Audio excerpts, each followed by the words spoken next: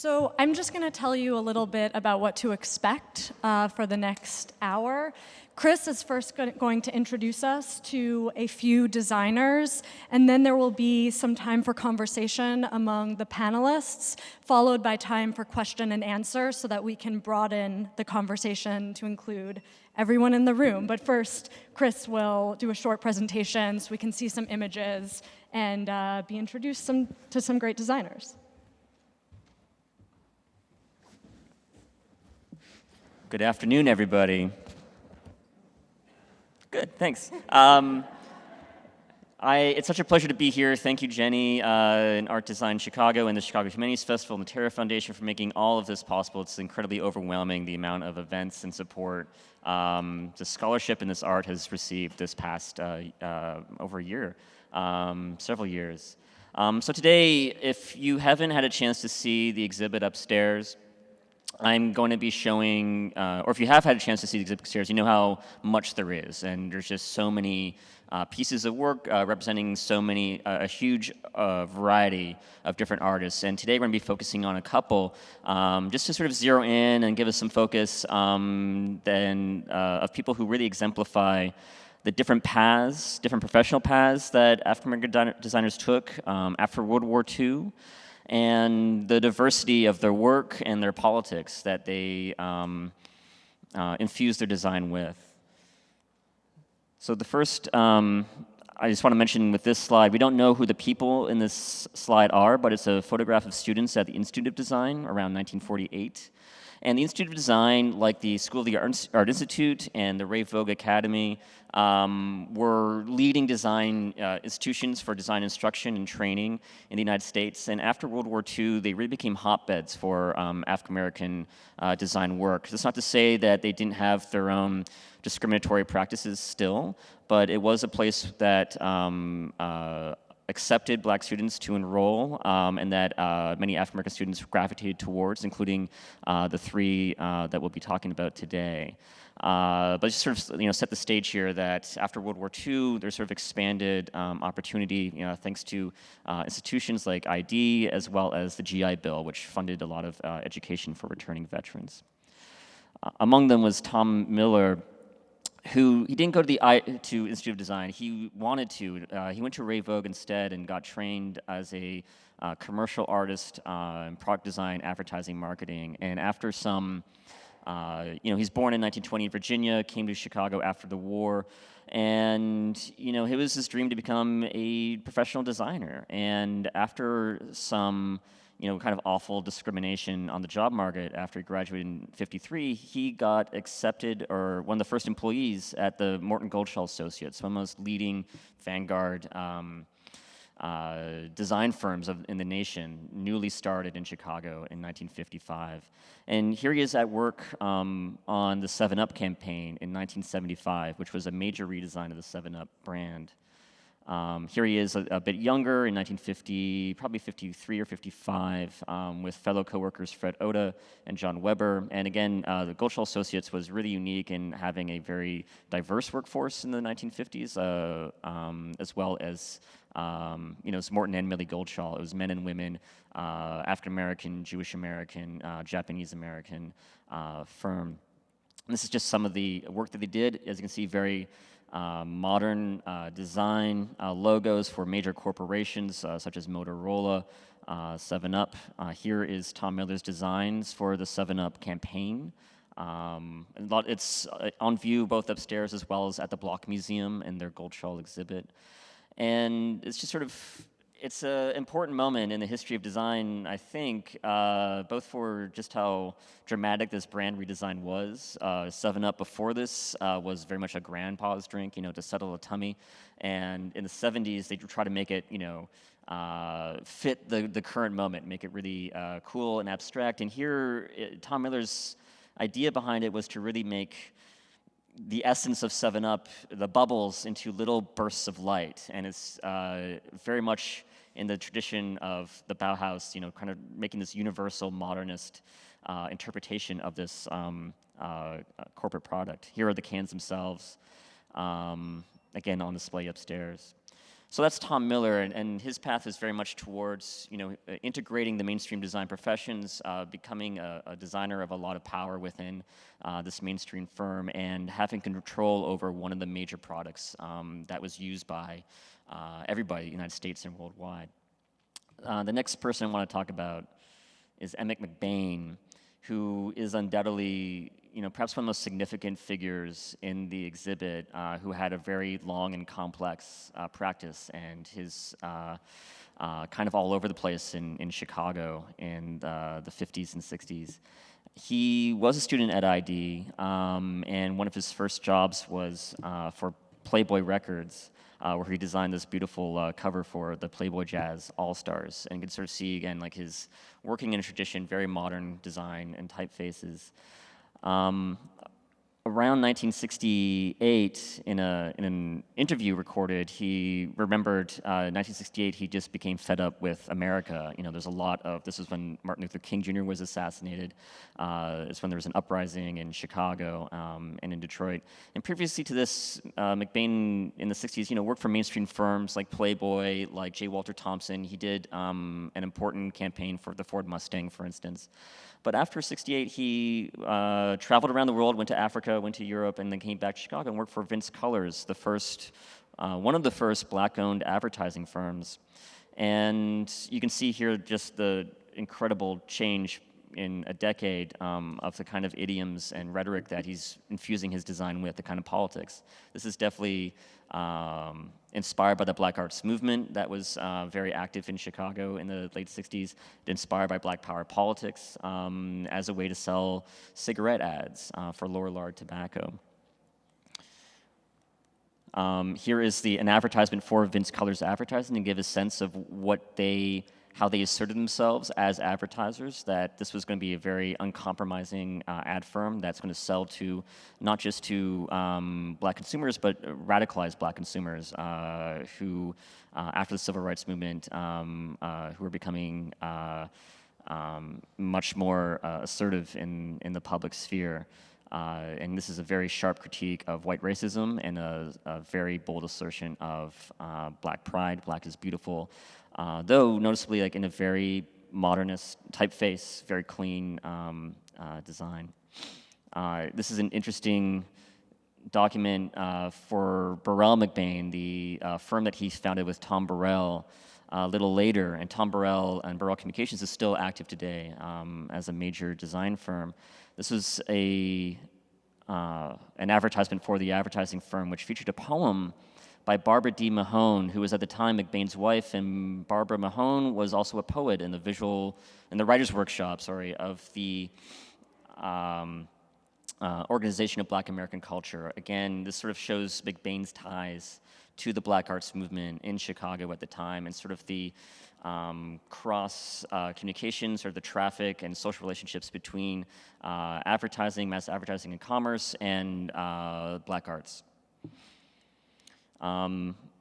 Next, I want to talk about Barbara Jones Hoyu, who was fully involved in the Black Arts movement, and she was one of the founding members of AfriCobra, a radical arts collective in Chicago, and a trained printmaker at Institute of Design, and here she is at the Institute of Design as a master screen printer.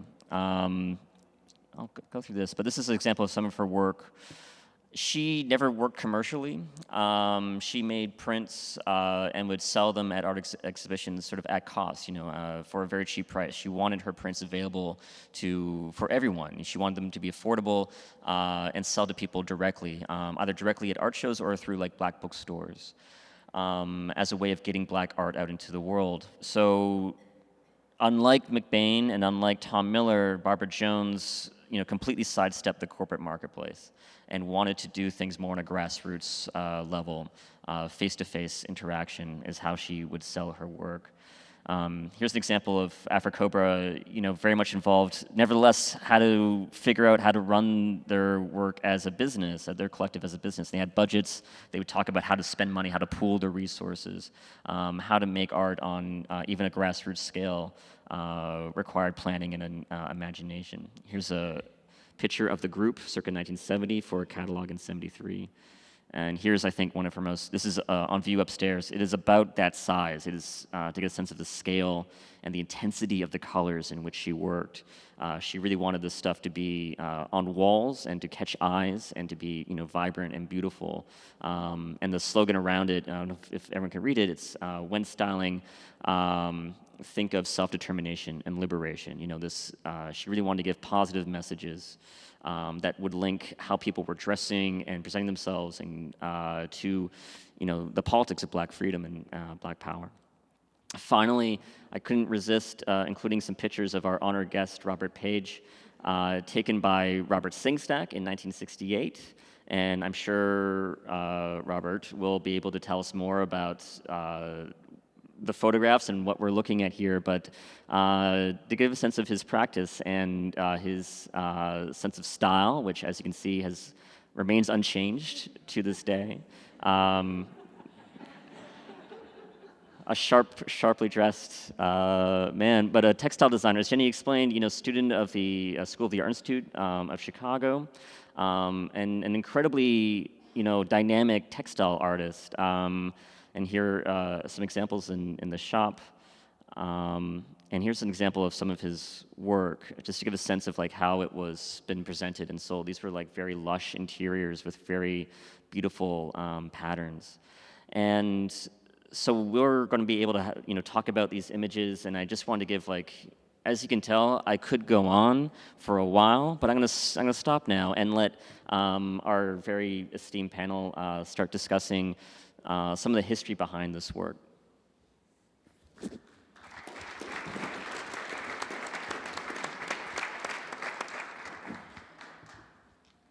Thanks for that introduction to some of this really exciting material, Chris.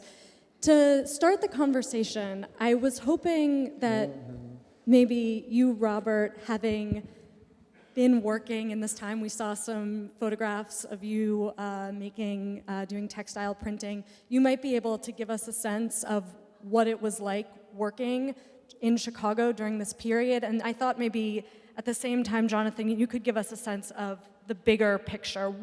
How does this work fit into American design more broadly in the era, or Chicago design more broadly in the era?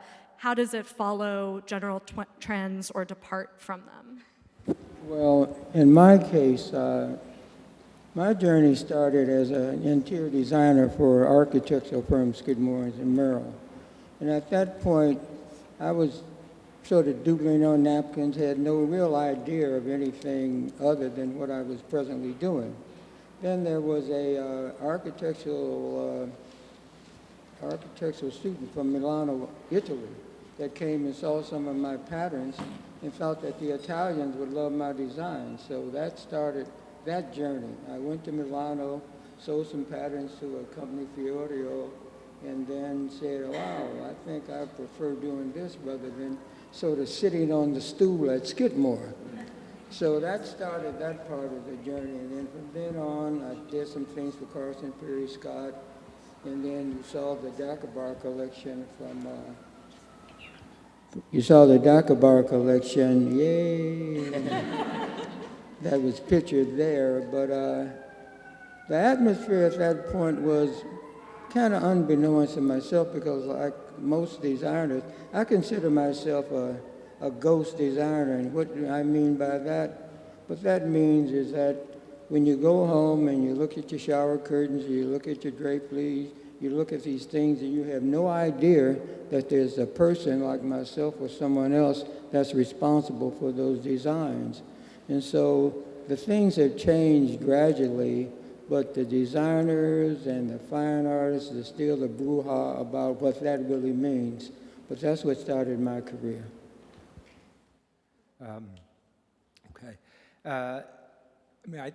It's wonderful to hear a little bit more about your beginnings at SOM, and then this invitation to Milan, and to see the work for Sears, because I think that very much really illustrates sort of two points that I think are important anyways.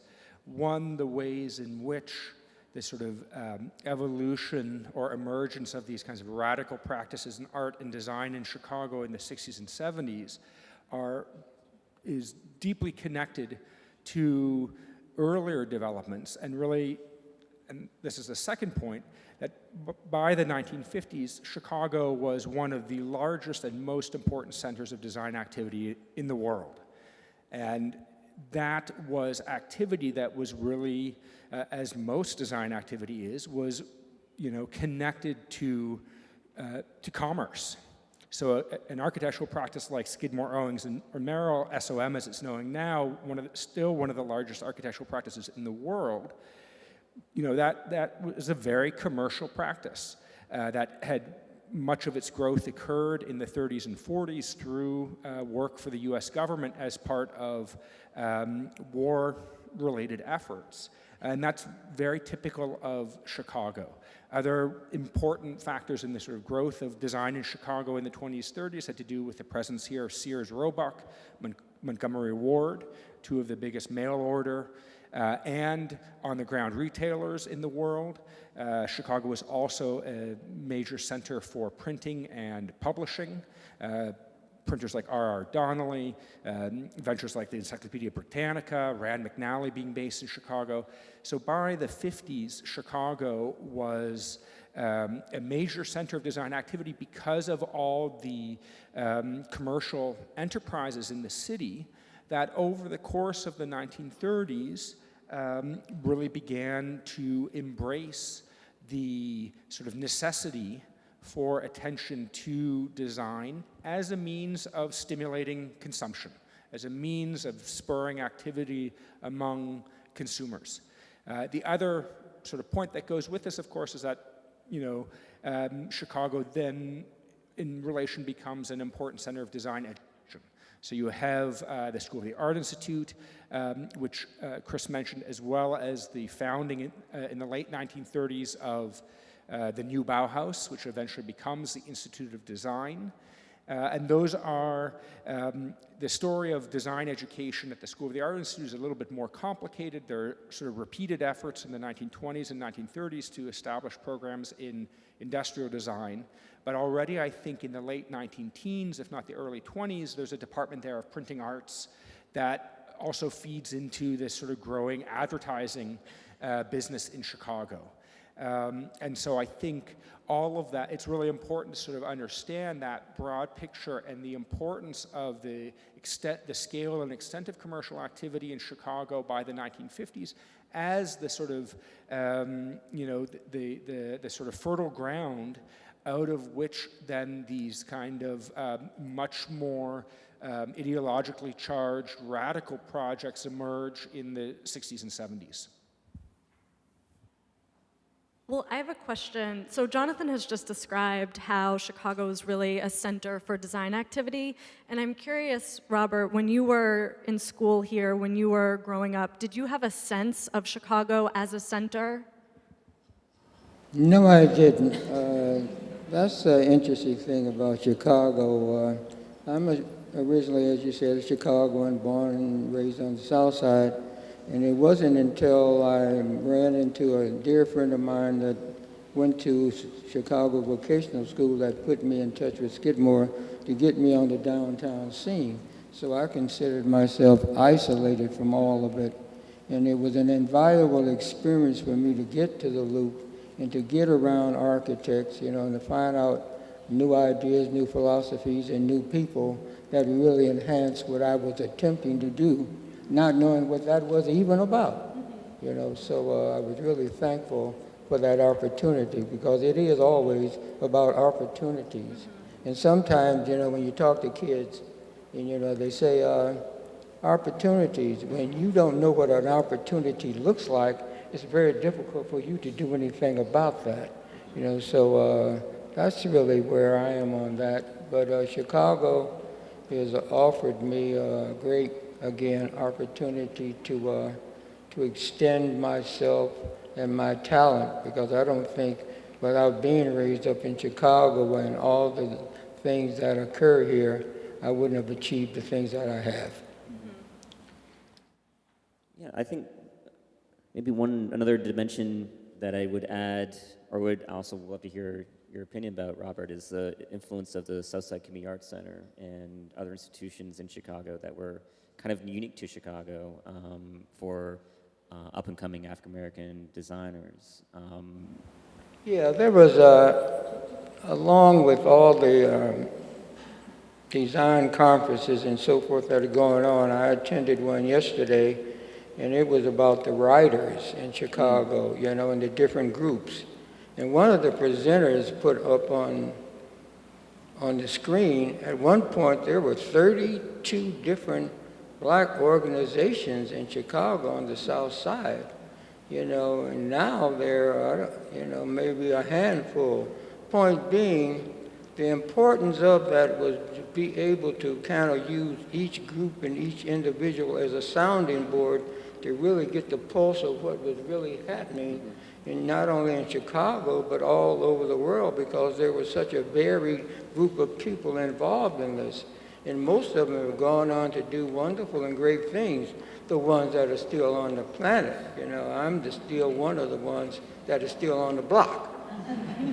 You know, I'm one of the last ones standing, but as a result of that, I feel that it's very important for me to, like, put my face into place. That's why you may see me any and everywhere. Chicago is my home, and I'm proud of that fact. And as a result of that fact, I feel that I need to participate in every and anything that's going on, you know, because I'm a representative of Chicago.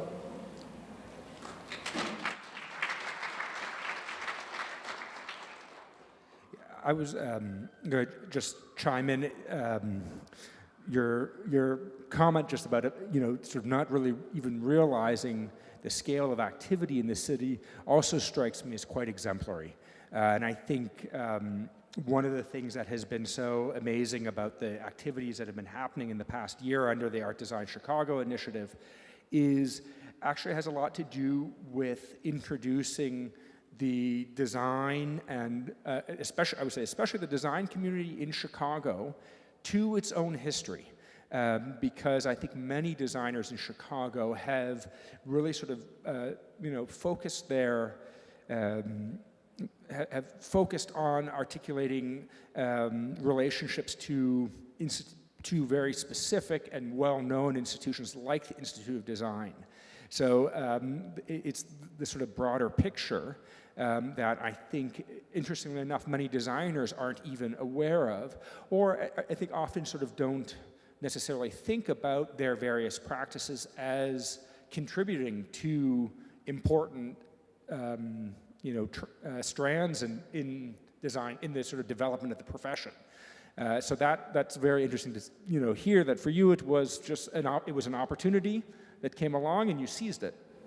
Yeah, well, you know, to design, you know, it has been mentioned, the Bauhaus, you know, and those that are not familiar with how important that school and that philosophy was, you know, one of the things that impressed me about that fact was they say if they teach you to make something, then that teaches you how to design something. And all those things really resonated with me as I was coming up, and the idea of being around at Skidmore, and some of the people were familiar. You know, there was Mies, you know, that word was always around, you know, to hear about Corbusier, you know, those names. And then, of course, all the famous artists, you know, Kandinsky and Paul Klee and Joseph Albers and his wife Anna, you know, I mean, these are really central figures in terms of how all this stuff came to be. And their names are still coming up. You know, they're having presently a show of Anna Albert's stuff at the artwork at the Tate. You know, so just all these things, these wonderful names. I think beauty is a basic service. You know, and when I think about art, you know, and I think about conceptual art, and I'm not a poo-poo of it, but when you think about what art was supposed to be, it was supposed to be about beauty. So I have this thing that in this little superhero in the back of my head that says, I'm trying to rid modern art with this obsession with ugliness. You know, so I'm about beauty, and that's what I try to do in my art, in my life, in my appearance, in my friendships, you know, and that's my story, and I'm sticking to it. So all of you have mentioned various institutions, organizations, writers groups, et cetera, that were in Chicago. Chris, you mentioned that there were certain schools in Chicago that admitted African American students, and even though there was discrimination, there were certain opportunities here. And I wonder if you could talk about, I know that you lived in New York for a period of time, if you could talk about what made Chicago's design community unique, particularly for African American designers. What kinds of opportunities might have been available in New York or Detroit? How was it similar or different in other cities around the country? I mean, I could talk to Chicago most clearly because it's been my past 3 years of my life, you know, learning about this. But I think what Robert said earlier, that the things that you see designed in your house that might just seem ordinary, there's a person behind that. And part of the exhibit and the research was learning about the people behind those designs. And what I think made Chicago, or at least this exhibit, so unique was finding out just how rich those social relationships were behind the products, like knowing that, you know, you worked with McBain, you were involved, associated with the Afro-Cobra group, and that there was certain points to meet, like I mentioned the Southside Community Arts Center, and can't help but mention that Robert's wearing a pin with Margaret Burroughs on his heart, no less. I mean, it's, you know, those kinds of institutions and the sort of the dedication of people like Burroughs to build those institutions, I think are really important, and we're a place, even if for the people who are training at formal art schools, at the School of Art and Students Design, where they would maybe meet fellow designers and clients and just people and friends, was a place like the Southside Community Arts Center, which might not have been true, say, in the Loop, for instance, but that's something I would love to hear Robert flesh out that idea. The great thing I think about the period that's been exhibited in all the different venues, the one at the Smart Museum, the one here at the Cultural Center, they had one at the Kabi Gupta Gallery that just closed up, that the South Side of Chicago and this particular group at this particular time had a great investment in an aesthetic, or the development of an aesthetic value that was based on a lot of things that came out of a tradition. You know, when I think about, you know, whether it was music like the AACM, you know, that just celebrated their 50th anniversary, you know, and your Afro-Cobra, you know, Obasi was another writers group, and Catalyst was another group. I mean, these groups were self-sustaining, and what I mean by that, every time I hear one of the presenters, they talk about, they didn't think about grants. They thought about chipping in money per month, you know, to do whatever they needed to do to accomplish whatever it was that they were attempting to accomplish. Third World Press, you know, how Key started, you know, with absolutely nothing. You know, now he's publishing like crazy, and he's been in biz for 50 some odd years as well. So the idea that you need grant money or you need things outside of yourself to accomplish something is a myth. You know, we have everything in our community to do anything we need to do if we would do it.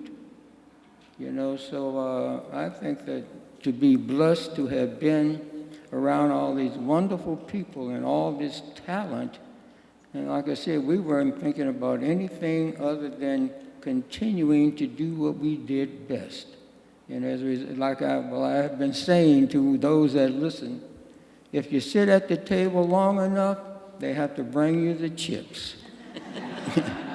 And so that's what's happening presently for me, you know, and I couldn't be happier, you know, and I understand it is a blessing, you know, that I'm able to, like I said, there are so many of my fellow friends are no longer on the planet, to be here to record what is going on now.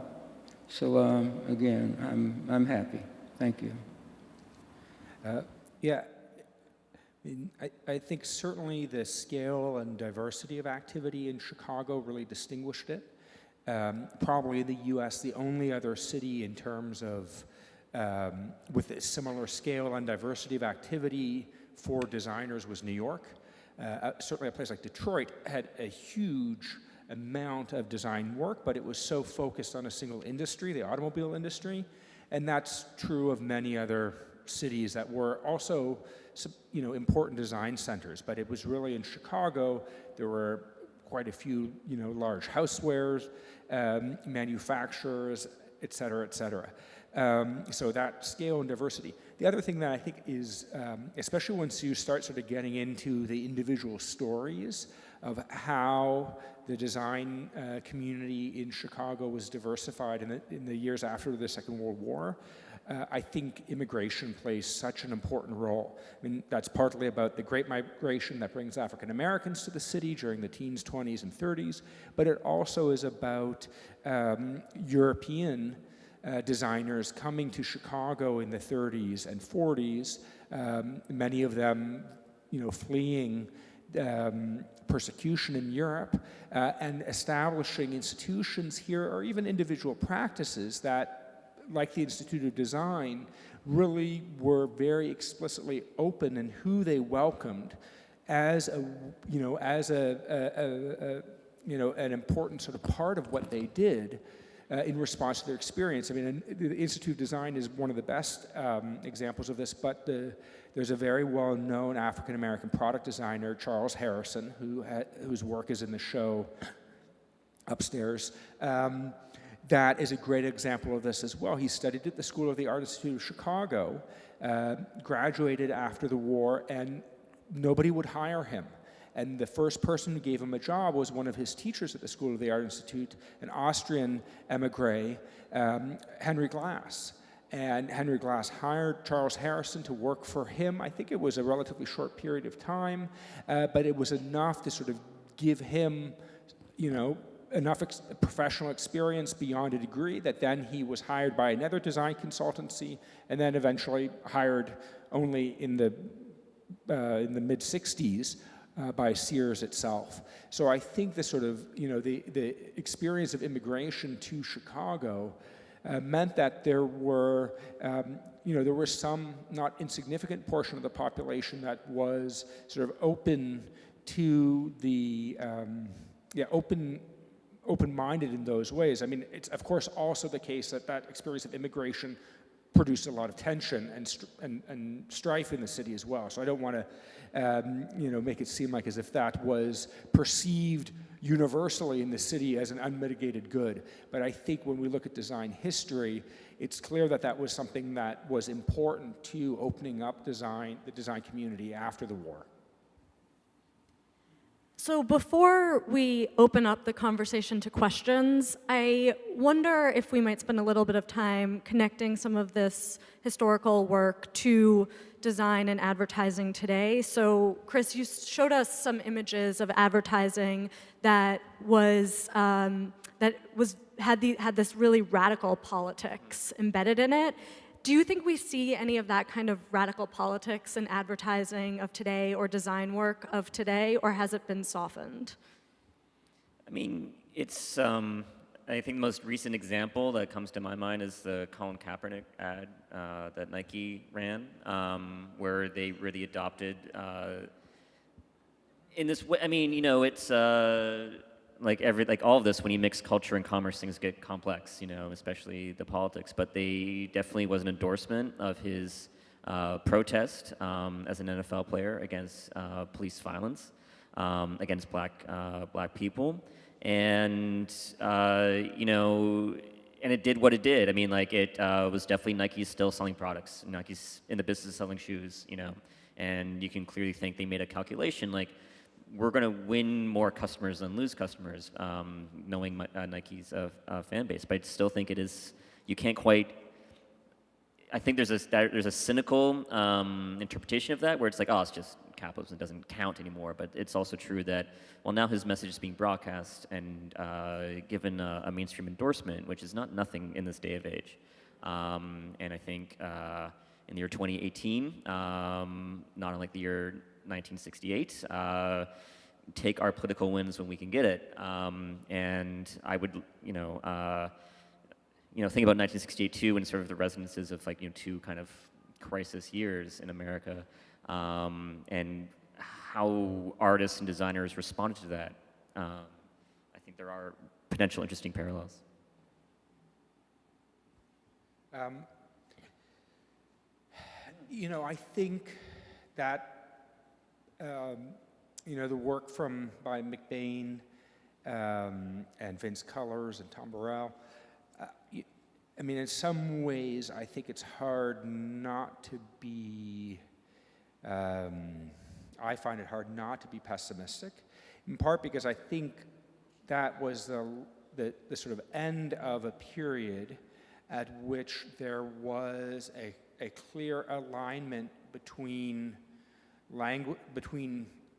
aesthetics and certain languages of form, and I'm speaking explicitly about sort of modernist design, abstract, simple, an emphasis on, if for instance, if you think about McBain's poster, about white lies, black is beautiful, right? It's very clear, legible. There was an ideal of understanding that design by virtue of its simplicity and clarity as also universal. And I really think that was the end of a period in which there was a clear allegiance between a certain aesthetic and a certain politics. And I think one of the things that makes it that is so difficult now for me to see that kind of potential for radical or sort of a critical practice in the commercial world is that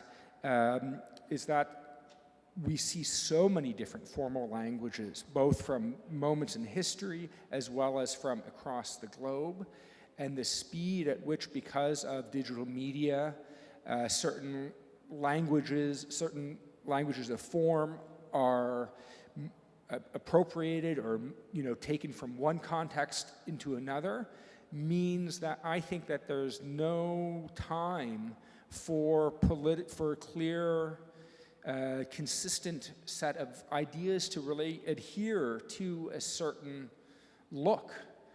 Personally, I believe that no look has an inherent set of ideology inherent in it.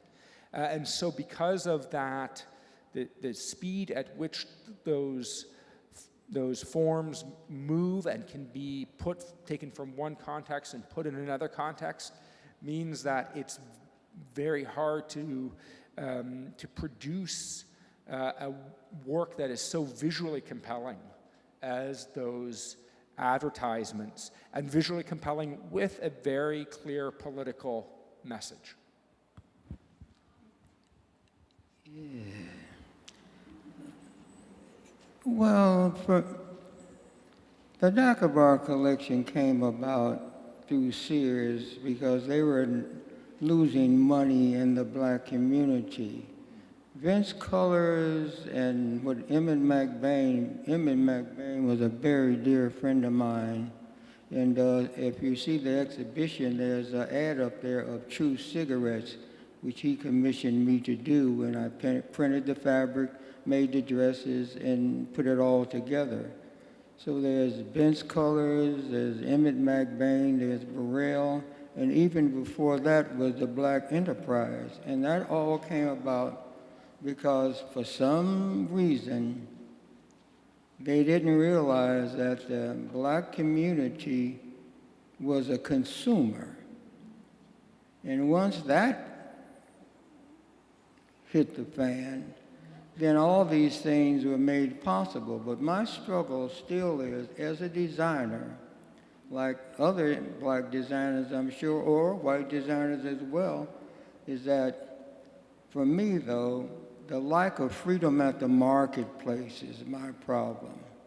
You know, that every 5 or 10 years, then they have patterns come out. First it was primitive. Primitive is an accumulation of words we know nothing about.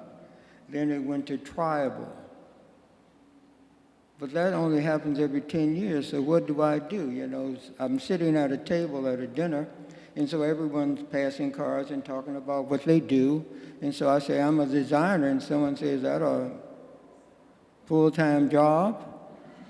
And I'm looking at him, and so my answer to that always is, I once knew a designer, and they say, what happened? I say, you killed them because you didn't use them. So all the things that are happening now with the exhibitions and the interest in what we're doing has a very narrow window. And the door, I think, is going to eventually close, and we'll be back where we were before. Now, as you say, I'm very optimistic about it in a very pessimistic way, you know, because I have to think like there will be an opportunity, you know, but we will see, won't we? So now is maybe a good time to open up the conversation to questions from the audience. I'll be circling around with a microphone along with Juliana. Please raise your hand up high so we can see you, and please speak into the microphone when we bring it to you as well. I've got a question over here. Now, when you were saying about designers and the future, I'm just wondering how you feel social media, has that helped or hurt? I know how you're feeling is it's probably hurt your idea of advertising and all that, because, I mean, everything is now so focused on, you know, when you're on Facebook, you keep getting the same ads and stuff like that. And I know I just wonder if it presents an opportunity, because, I mean, the market now seems to be more open, but of course you have to be looking in the right place for that niche, right? I mean, you know, it's a great question, and certainly I would. I mean, you know, social media is a technology. You know, I generally, and I'm sure, you know, there are many of us who feel that way, that, you know, technologies tend not to be inherently good or bad. But I think, you know, you know, Robert and the designers he was associated with is sort of a great example of maybe how long it can take, you know, a system to produce the possibility of its own critique.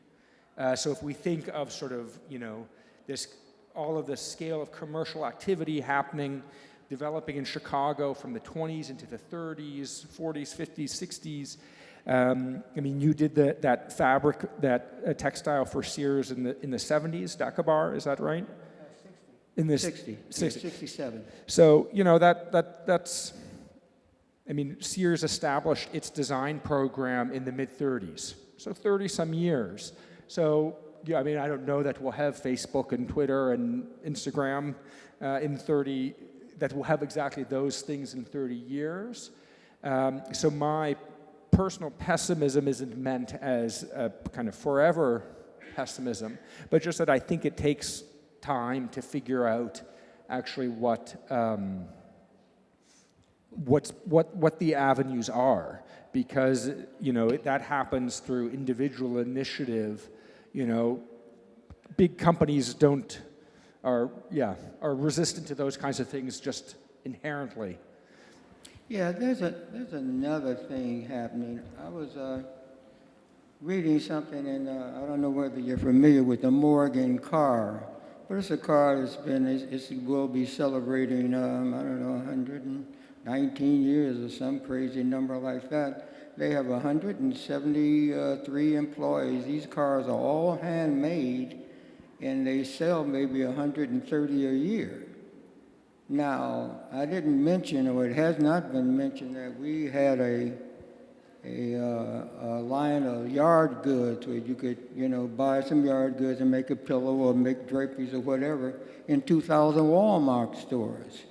But then, after 6 months, when they sold out, then they want to come back to me and they want me to develop some more patterns. And I'm going, you know, that's not the way this works. You know, you can't be responsible, and I think the quality and the integrity of everything just fails when you're pulling things out of the air. You know, it's a little different. You know, we're creative people, you know, and we have to pay rent. I've got a T-shirt that I'm going to show you where I stand on all of this stuff. But in terms of the way this warp speed in which everything is going now, the quality of things, it's just, you know, I say, if there's a thread on your sweater, don't pull it, cut it, because that whole darn thing will ravel all around your neck, you know, so,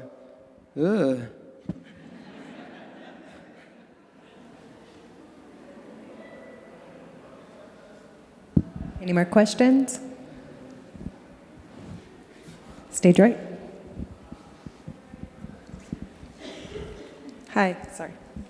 I don't know if this is supposed to be politically focused, but I was just wondering how your background in like architecture and interiors informed the like your later graphic design work. Sorry, you can't see me. Sorry. So how did your background in architecture and interiors inform your subsequent work? Not at all. What did inform it was I was blessed to have had a fellow, I call us inferior desecrators, named Maria. No, Maria, that was my instructor.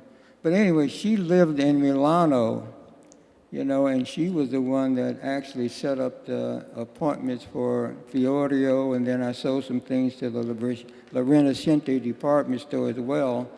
But what the Skidmore Owens environment and that company or firm did for me, it just put me in touch with myself and other people, you know, like minds, you know, that it was just, I can't express it enough how invaluable that experience for coming from the South Side to the Loop and meeting these wonderful people, you know. I mean, Fazla Khan was a structural engineer that was responsible for the structural part of the John Hancock building, and Marion Goldsmith was an IIT person, you know, and taught over there, you know, and to see them coming and going, you know, I mean, I could go from office to office to office and pick up these conversations, and by the time I got back to the South Side, my head was blown up, you know, but all the knowledge and the information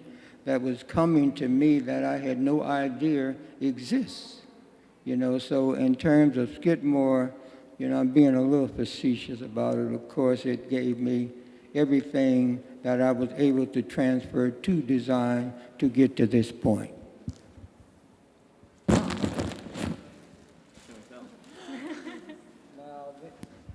Now, you know, they talk about, you know, programs and so forth. You know, Bauhaus, as you heard, is something that I'm a big admirer of. The Black Mountain group, you know, in Tennessee is another.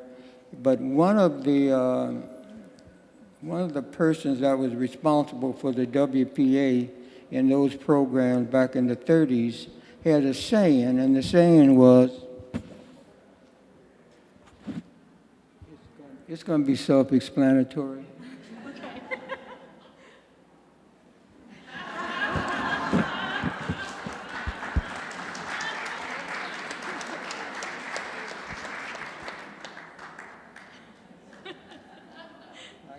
Like I said, that's my story, and I'm sticking to it. I think, well, this is an exhibit and a show about commercial art. Are these for sale? As soon as somebody buys one. Yeah, they're not right now, but they will be. Okay, okay. So we have time for one more. You've been talking about the impact of the 1930s on this story, but I haven't heard anything about the Century of Progress exhibition and exposition. And I know there's a piece of it in the show here, and of course, the History Museum has a big show about it. And I'm wondering specifically how that impacted African American designers in the development during that period. Yeah, I have two anecdotes. I mean, one way to answer that question is not at all, because African Americans were roundly excluded from the Century of Progress. The one signed picture that's upstairs is by Charles Dawson, who did a poster for Sing a New Song, a musical concert performance that was associated with the Century of Progress Fair. I believe there's another, Danny left, but he knows, there's another artist who did a pavilion or an exhibition that was unsigned. He couldn't sign his name, for the Indiana exhibition at the Century of Progress. So like the World's Fair in 1893, there was, African Americans had a very limited, or were allowed a very limited engagement with that. However, another anecdote is Leroy Winbush, who just moved to Chicago at the time. He was a teenager, and he recalls being at the World's Fair as an attendee, as a fairgoer, and just having his mind blown, and just sort of having these dreams of the future. And that was for him a formative experience where he became inspired to be a designer. And so it's, like a lot of things in Chicago, there's definitely maybe a bit euphemistic, but a mixed bag. It's a lot of contradictions, especially around the politics of race, where there's a moment of exclusion, but also a moment of possibility that played out in, I think, an unexpected way over the course of the century.